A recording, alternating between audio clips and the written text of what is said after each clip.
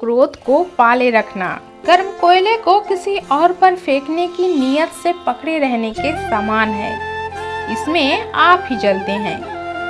आज की कहानी है अछूत व्यक्ति।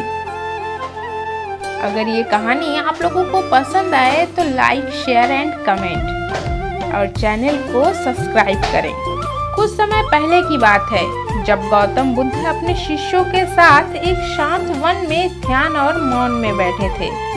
उनके शिष्य उन्हें इस तरह मौन में देखकर परेशान हो गए और सोचने लगे कि क्या गौतम बुद्ध को कोई चिंता सता रही है या कुछ गलती हो गई है। एक शिष्य ने पूछा, आप आज इतने मौन क्यों बैठे हैं? क्या हमने कुछ गलत किया है जिसकी वजह से आप इस तरह चुप हैं? एक और शिष्य ने पूछा, क्या आप ठीक हैं? क्या आपके स्वास्थ्य में कोई समस्या है? बुद्ध ने अपने मौन को नहीं तोड़ा और वो कुछ भी नहीं बोले।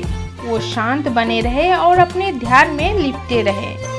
तभी दूर से एक व्यक्ति आवाज में बढ़ोतरी से बोला, आज मुझे सभा में बैठने की अनुमति क्यों नहीं दी गई है? बुद्ध ने भीषण ध्यान से अपने नेत्रों को बंद ही रखा और कुछ नहीं बोले। फिर उस व्यक्ति ने फिर से चिल्लाया, मुझे प्रवेश की अनुमति क्यों नहीं मिली? एक उदार शिष्य ने उसका पक्ष लेते हुए कहा, हमें उसे सभा में आने की अनुमति देनी चाहिए।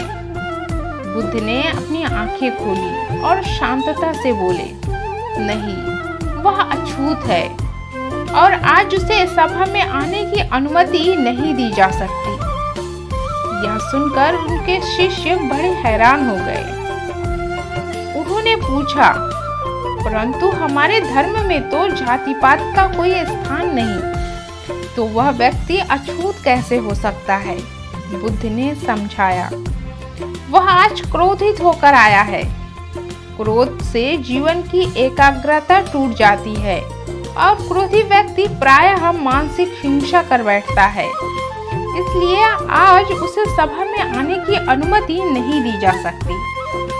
दोस्तों, इस कहानी से हमें यही सीखने को मिलता है कि हमें जाति, रंग या धर्म के आधार पर किसी को छूत या अपरिपक्व नहीं मानना चाहिए।